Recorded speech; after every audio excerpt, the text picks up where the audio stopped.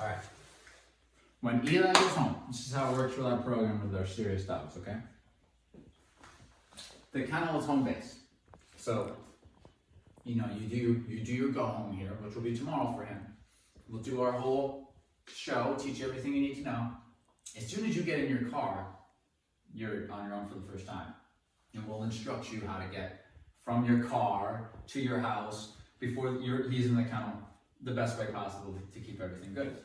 But let's say this is life with Eli now. Right here, we're tackling everything one at a time. The kennel. He literally, when he goes home, he's in the kennel. And he's in the kennel for the purpose of working on whining. So, because we need this to become home base. It's not going to be home base. It's not going to be successfully home base until we create it. And what I mean by home base is, this is his association in here. This is where he can go relax, meditate, whatever. Calm, relax, rest. That's it. Waiting for you. No whining, no standing up, no twirling, no playing games in there. Just turn off. Okay? Unplug them. And then, once you've worked on this, once you've worked on the whining, which I want you to literally go after.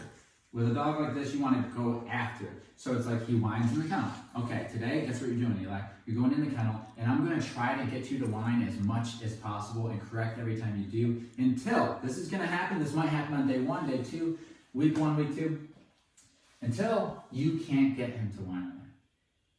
Okay, cool. Now let's go and try something new today. Let's try place. While he's out of the kennel, because you've created this beautiful association in here now, you know when you put him back in there, that's what you're going to get.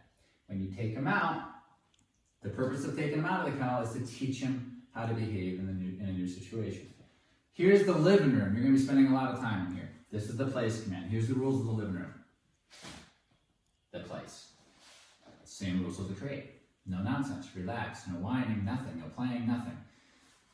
Okay? Proof the heck out of this. Test it. Make that reliable. Let's start with walking out of the room. Let's see how many mistakes we can get him to make. Let's see if we can get him to step off the bed. And then after that, when he's not stepping off the bed, let's see if we can get him to start whining, right? Produce these things in the environment that create him to make mistakes. Knocks on the door. People coming and going. Toys. You sitting on the floor, but him not being able to come over to you. Or you sitting on the couch as a couple, with him not being able to come over to you. That'll produce a whine. And we do all this in the intention to create these bad behaviors as much as possible while he's on place. Correct them. And then when you're sick of doing that, put him back in his kennel. And then when you feel like doing something with it again, we work on place again. And then when you're sick of that, it's back in the kennel. You see?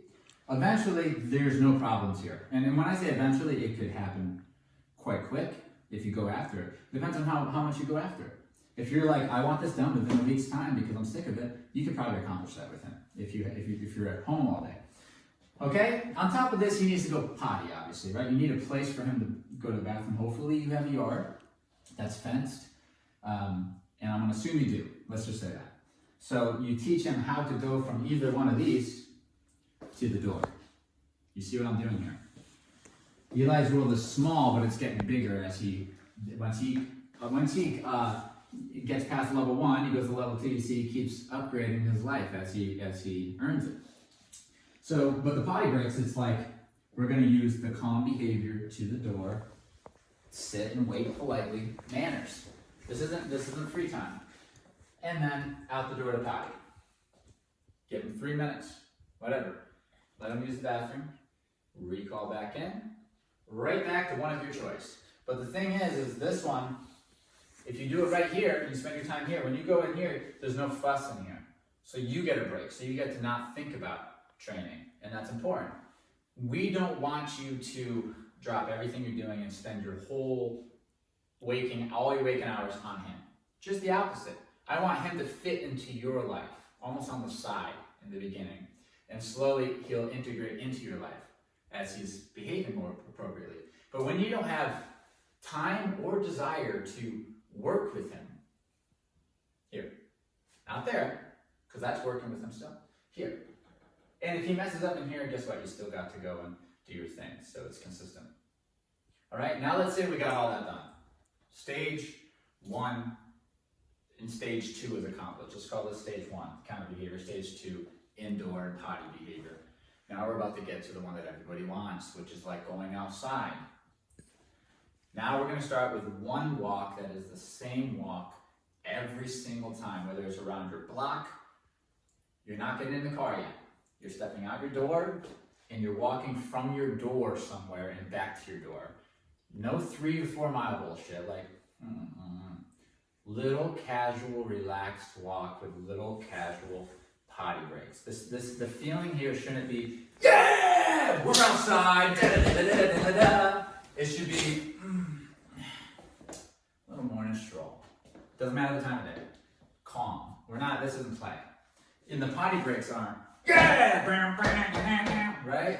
It's just gonna be, stretch the legs, quick little potty break, right back in the heel. This is the walk we're looking for. This is the walk that we make sure we get. Because you know whose walk it is? Your walk. He's tagging along on your walk. You're walking to stay healthy or whatever reason you're walking. It's not Eli's walk.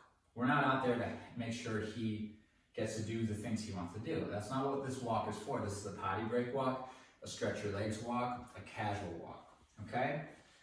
So, we find this little area, wherever it is. We perfect that walk. No pushiness on the heel. He's to be behind you. And the whole time you're doing this walk in the beginning, you're going to be focusing on leading him, making sure that he's behind you. And guess what? If you get 50 feet down the sidewalk and he's like, I'm going crazy, okay, we're not going for a walk then. Here's a correction. Let me calm you down. And we're going to walk our little butts right back inside. Okay? Back on place, calm down. This is why we don't get in the car. We have the door to show him. This is what happens when you go crazy out here.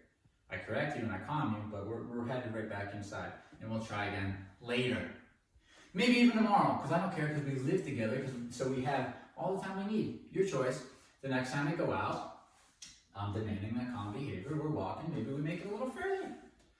Eventually, you'll make this whole little walk that you got, and you'll be able to go in the door. And I recommend when you get back home and you transition to the next activity, whether it be place or the kennel, that's where good stuff happens. That's where the food happens. That's where the treat happens. If you're going to be using treats or bones or anything, they happen during transitions when it's time to calm down, when it's time to go back in your kennel, right? When it's time to be on place for 5 hours. I'll give you a little something, something, okay? Now, on this walk, once you've got the mechanics done, you're like, wow, the walk's pretty good. He actually walks behind me. We have our little spots where I stop and I let him use the bathroom and he comes back to me and he walks. Then, now what I want you to do is go after, test him on that walk. Find all the difficult spots on that walk. Maybe there's dogs that bark behind a certain fence, or maybe there's this one spot that he always wants to go to really bad. And we're gonna really test him, because now he's being good in heel. We want to see if he can do good with all the distractions in this same environment. We're gonna go out and push him and see if he's gonna make mistakes. Are you going to whine? Are you gonna get out of your position? Are you gonna not listen? Good. Here's a correction. Let's repeat until you can go anywhere in this little block that you have around any trigger, and he says, nope, I'm good. I'm going to stay with you, Mom. And you can say, good boy, let's keep going. Now you have a little life. It's not the biggest life. It's not the life with the most thrills, but it is a successful life with a dog. You have the ability to keep them calm in the living room. And you have the kennel behavior, which so many people don't have. You have your little walk where he's not pulling you, you're in control. You have the bare bones of owning a dog, right? That's the bare bones, and you got it well. You got what we call the foundation. You use gaining this much control to have that leadership position in the relationship, and I'm going to congratulate you, because if you get here, now you're on your way to start doing more fun stuff, because now you'll have the relationship, all those conversations you had to get him to this point. You will have the influence over him where you're ready to do more with him.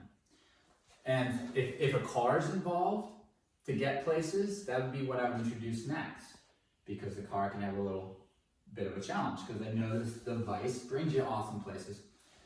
Calmness in the car, however way you travel. We got to make sure we have control. And then what you can do is introduce an activity that you both, this is important, don't do one that just he likes and that you're just getting it done, like the chuck it if you don't like it. If you're like, you need to get energy out. Right? That's going to get old after like a year. You're going to want to do something you like doing with him. So running, biking, hiking, if it is chuck it, frisbee, something that you really enjoy, something that you enjoy doing with dogs and you really enjoy with him and he enjoys it. You got to find that thing, because now we're ready to introduce that thing. And whatever it is, we introduce it with rules. We're going to tell him, hey, this is an activity where we're going to have fun, but there are boundaries, whatever it may be. If it's like riding a bike with a dog, there's rules with riding a bike. You can't go out ahead, you can't pull me off the bike, there's rules.